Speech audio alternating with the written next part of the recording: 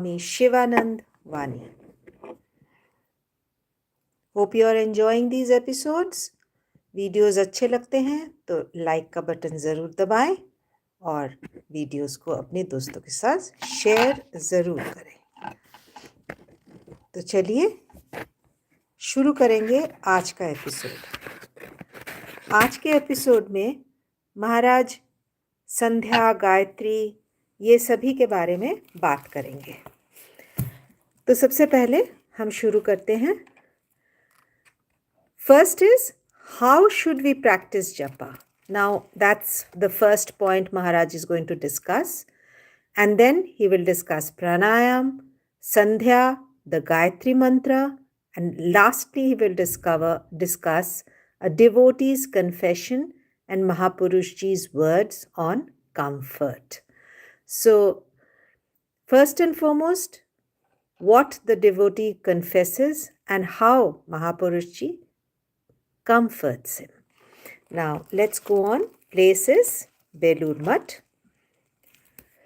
Time is Thursday, July 10th, 1930. After 3 or 4 days, ceaseless downpour, the sun was up for a while today.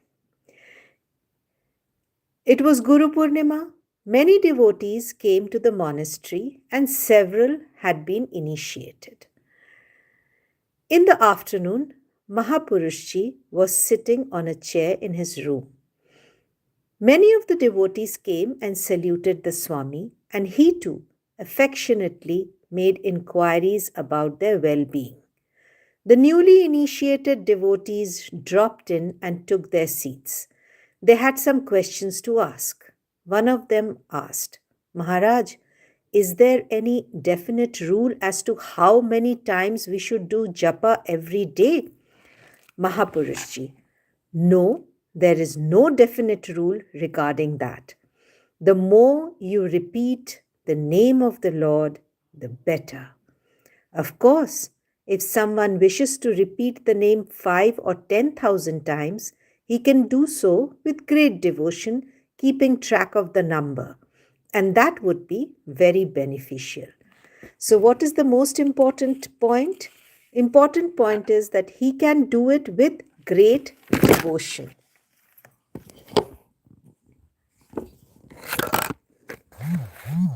Sorry for the disturbance.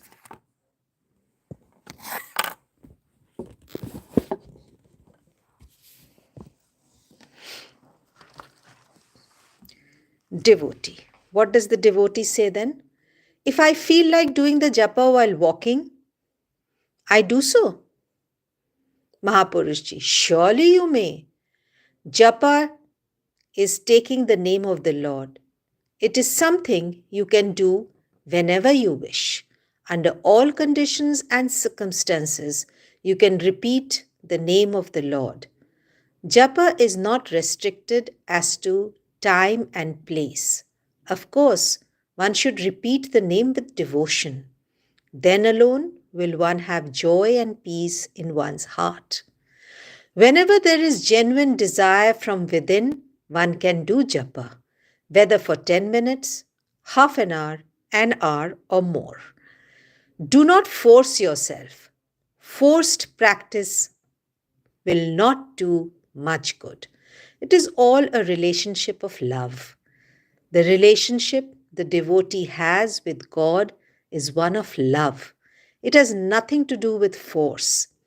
Pray very sincerely, O Lord, make me thy own. I am lacking in understanding. I do not know how to love thee. Graciously draw me to thee and teach me to love thee." Another newly initiated devotee: "Maharaj, do we have to practice pranayam?" Pranayam, that is breathing exercises. Mahapurushji: "We seldom advise anyone to practice pranayam. Neither is it necessary." Devotee: "In your article on pranayam, you mentioned that while breathing or while repeating the name of the Lord, one has suspension of breath." Mahapurushji: "Yes, it happens.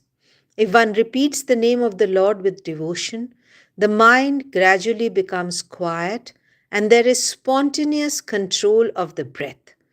If you wish, you can hold your breath within while doing japa. It is not at all necessary to breathe in and out or suspend the breath and do things of that kind as mentioned in Raj Yoga. The essential thing is devotion and sincerity. God is truth itself, the inner controller. He dwells in every heart as consciousness. He is the ocean of pure mercy. Without His grace, my child, nothing is possible. You may practice japa, meditation, pranayam, rituals, ceremonies, or similar things. Nothing will help you unless you have His grace. It is true. If a person wants the Lord badly, He graciously reveals Himself to him. Devotee, shall we practice Sandhya and repeat the Gayatri mantra? Mahapurushji, Sandhya and Gayatri and things of that nature come under the category of Vedic rituals. It is very good to practice them. If it is not convenient to practice Sandhya, may be omitted. But you should certainly repeat the Gayatri mantra. It is spiritual practice of a very high order. It is a prayer to that primordial being who produced the three worlds of Bhu, Bhuva, and Swaha, so that he may give us right understanding. So I'll just repeat this part. It is a prayer to that primordial being who produced the three worlds of Bhu, Bhuva, and Swaha so that he may give us right understanding. This is what the Gayatri Mantra is about, in a gist. Gradually, all the devotees left the room with the exception of one newly initiated devotee who remained seated. He wanted to discuss some personal matters with the Swami.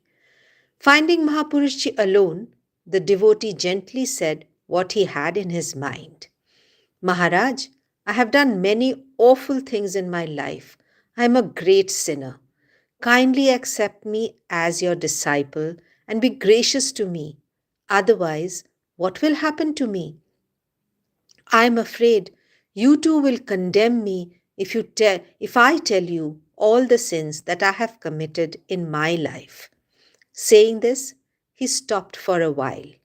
He was about to say more when Mahapurushji, in a serious tone and with great feeling, said, My child, you need not be afraid.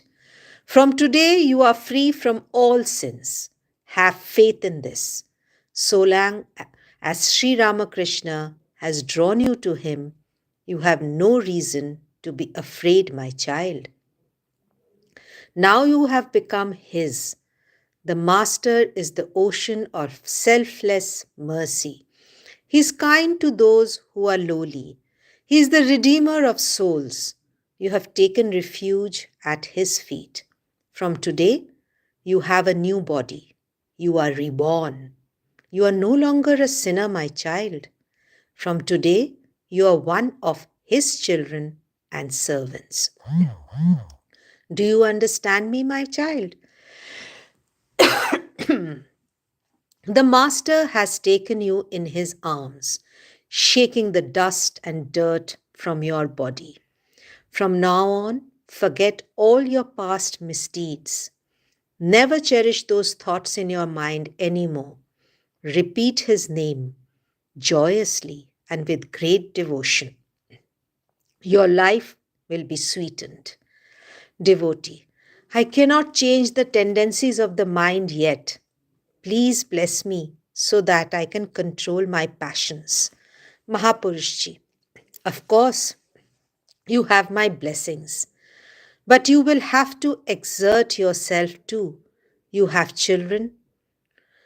From now on, practice a little self control and change the course of your life. You have had enough of enjoyment. Now stop. Of course, force alone will not help, but if you struggle sincerely, in time, He will make your body and mind pure. So, with a little struggle, if we go to Sri Ramakrishna, to Lord, to God, whoever we believe in, we will be helped in the end. Help will always come, and that faith we have to keep within ourselves. But struggle, we must. Hope you're enjoying these episodes. Do share and like our videos and subscribe to our channel. Thank you so much for being with us. Namaskar.